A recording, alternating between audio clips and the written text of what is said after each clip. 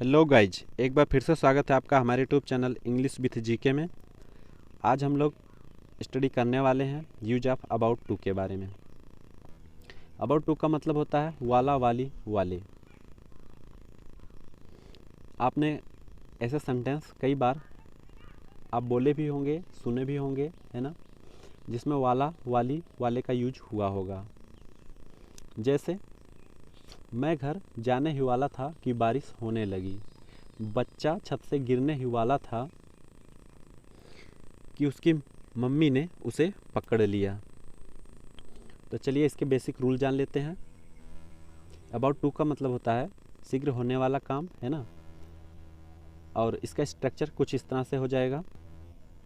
Subject plus H B, है ना, plus about to plus MB1, है ना, प्लस ऑब्जेक्ट। इसको हिंदी में जान लेते हैं। सब्जेक्ट कर्ता plus HB helping verb plus about to का यूज करना ही है आपको, प्लस MB1 का मतलब होता है मेन वर्ब का first form, plus object. Object means कर्म। जब कोई काम होने वाला हो तो इस क्रिया में अबाउट टू का यूज करते हैं या अबाउट टू का प्रयोग करते हैं। तो चलिए एग्जाम्पल की सहायता से इसे और अच्छे से समझते हैं। वे घर खरीदने वाले हैं। आप यहाँ देख सकते हैं वे घर खरीदने वाले हैं। स्ट्रक्चर भी आप देख लीजिए।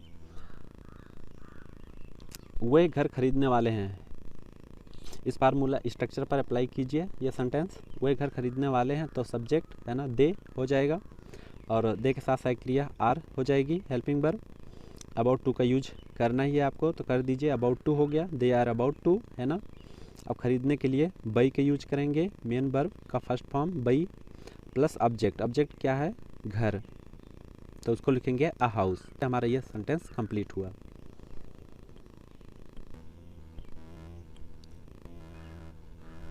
अगला सेंटेंस है मैं आपके पास आने वाला ही हूँ।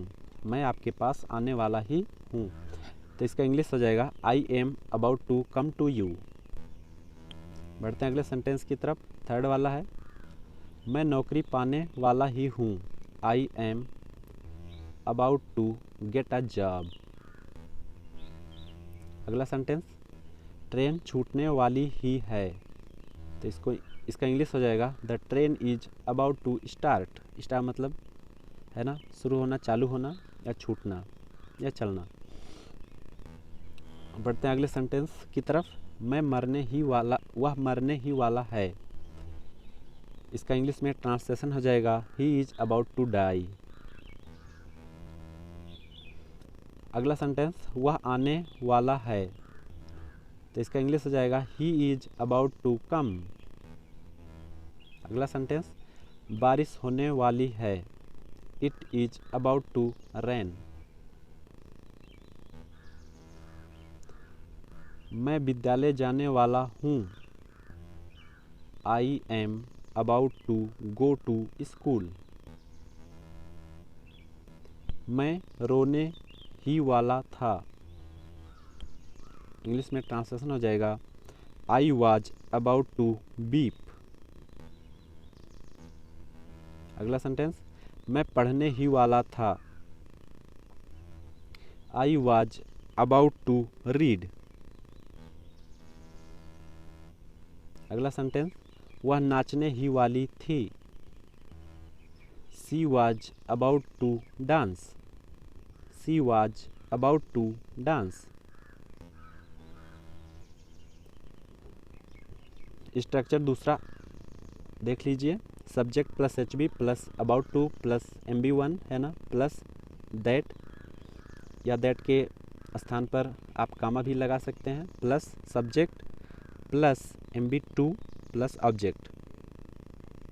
यहाँ पर एक सेंटेंस में, है ना, दो सेंटेंस आपको देखने को मिल जाएंगे। सेंटेंस नंबर 12 आप अच्छे से देखिए। चोर भागने ही वाला था कि पुलिस आ गई। आप ध्यान से देखिए, इसमें दो सेंटेंस है। चोर भागने ही वाला था, है ना, और दूसरा सेंटेंस है पुलिस आ गई।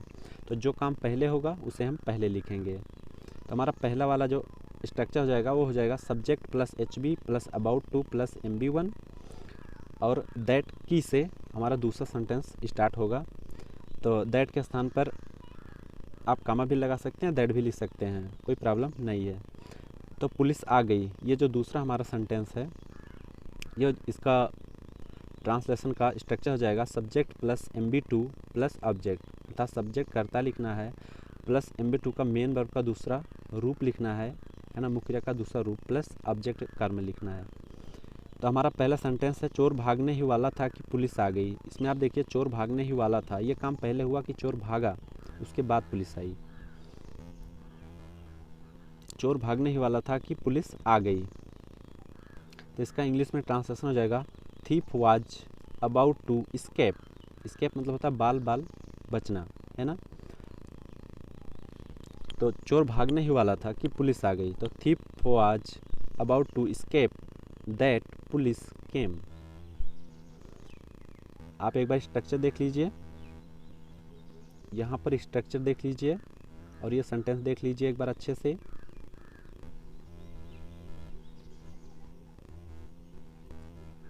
है ना, तो चोर भागने ही वाला था, तो thief was about to escape, यहाँ तक हो गया पहला सेंटेंस। उसके बाद लगाएंगे दैट, दैट के स्थान पर कामा भी आप लगा सकते हैं। पुलिस आ गई, तो पुलिस केम। तो इस प्रकार से ये सेंटेंस कंप्लीट हुआ। बढ़ते हैं अगले सेंटेंस की तरफ। स्ट्रक्चर आप कॉपी में नोट कर लीजिए तो ज़्यादा बेहतर होगा। अगला सेंटेंस है हम अपने घर पहुंचने वाले थे कि वर्षा होने लगी। तो इसका इंग्लिश में ट्रांसलेशन हो जाएगा we were about to reach our house it rain. तो यहाँ पर आप देखिए बी वर, WERE वर होता है ना, वेयर हम लोग पढ़ते हैं। तो we were about to reach our house it rain. अगला सेंटेंस हवाई जहाज उतरने ही वाला था कि उसमें आग लग गई। Aeroplane was about to land that it's caught fire. है ना, तो इस प्रकार से ये सेंटेंस भी कंप्लीट हुआ। अगला सेंटेंस है फसल पकने ही वाली थी कि ओले पड़ने लगे। तो इसका इंग्लिश में ट्रांसलेशन हो जाएगा crop was about to ripe it hail storm came. एक बार फिर से देख लीजिए, crop was about to ripe it hail storm came. अगला सेंटेंस है जब वे मुझे डांटने ही वाले थे मैंने क्षमा मांग ली।